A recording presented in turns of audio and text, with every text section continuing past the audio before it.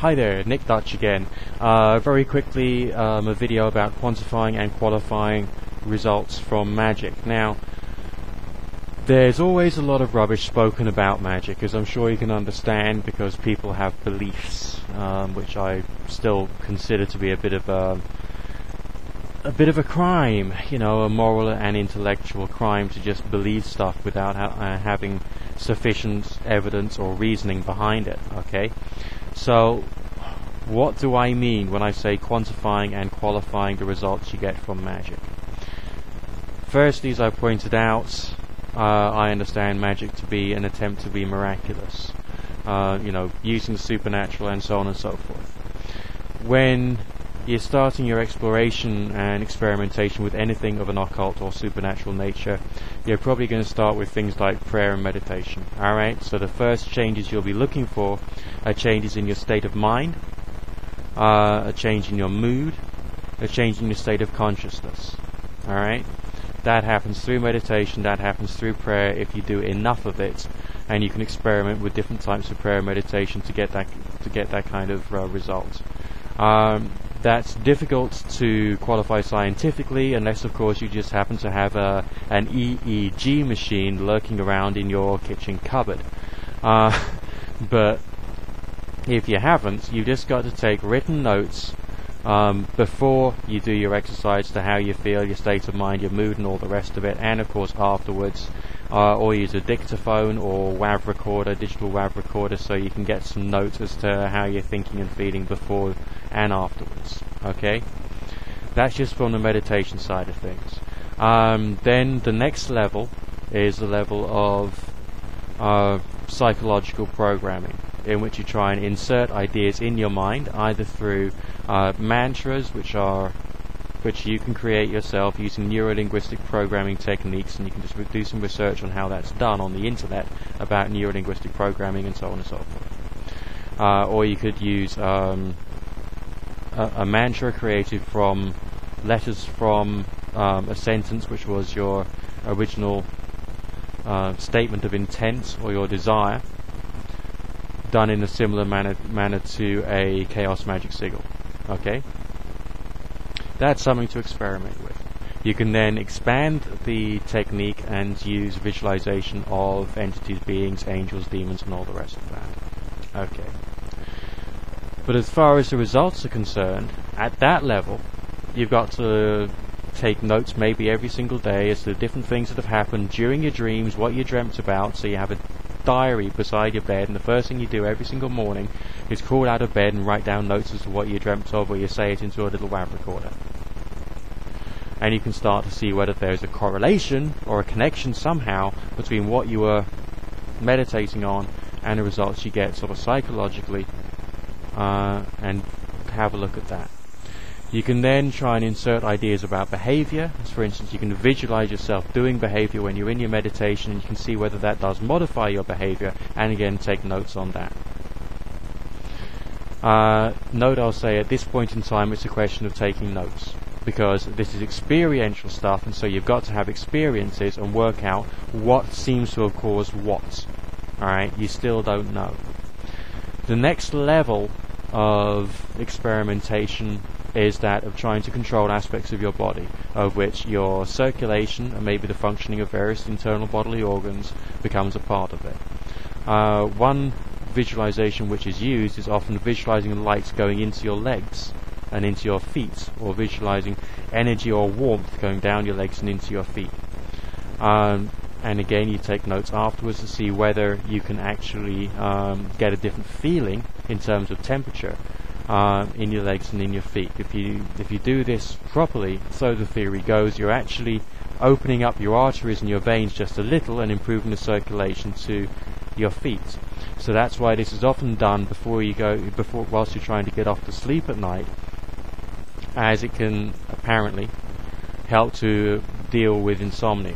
Alright, so you can take notes on that as well. You can also do work with the rate of your heart, through talking to your heart in your meditation and asking it to slow down or speed up, and just seeing what results you can get.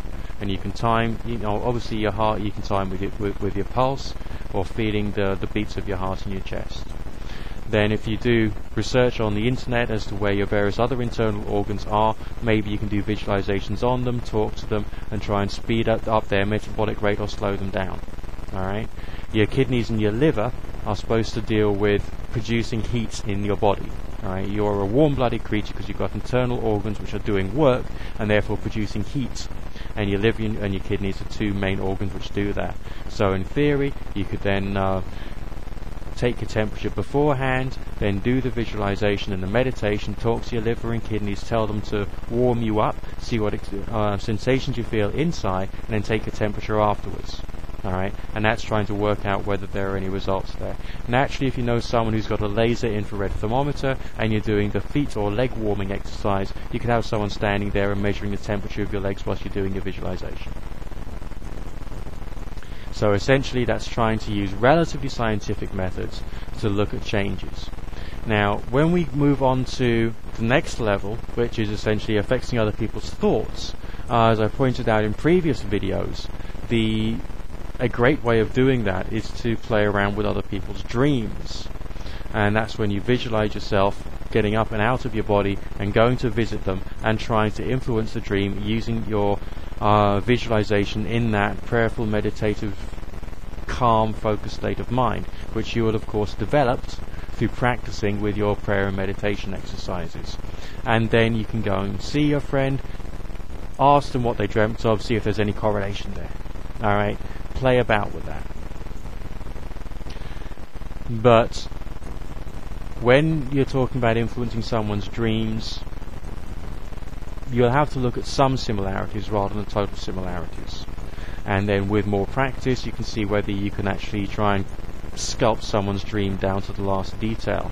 And when you're planning the dream you're trying to create for someone else, you can write down beforehand the various things that you want to put in that person's dreams and then see whether they came through.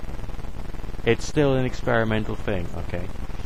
Now, a lot of occult and magical writings talk about creating changes in the outside world which would not normally be affected by you physically. For instance, doing a magical ritual to make someone else healthy from a long way away, or to bring yourself money, or for you to see something which is abnormal.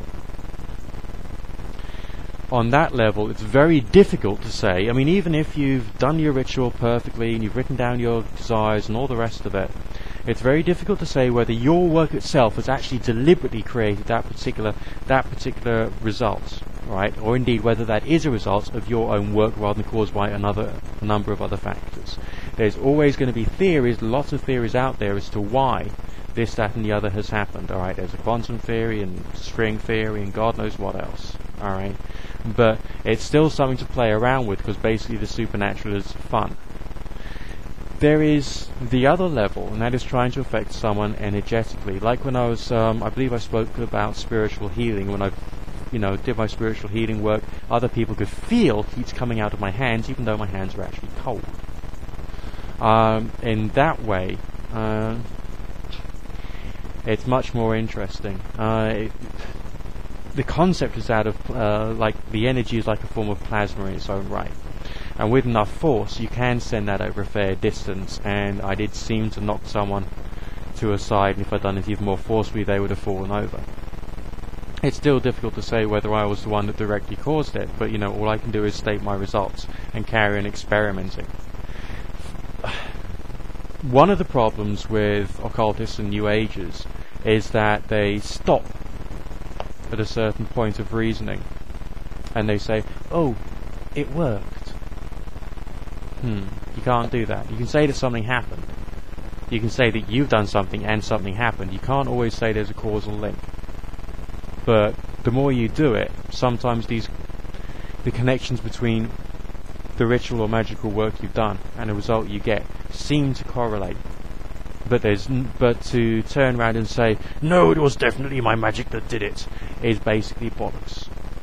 Alright, you've got to have a rational way of looking at the world. And you've got to be able to quantify and qualify your results. Speak to you again soon, yeah?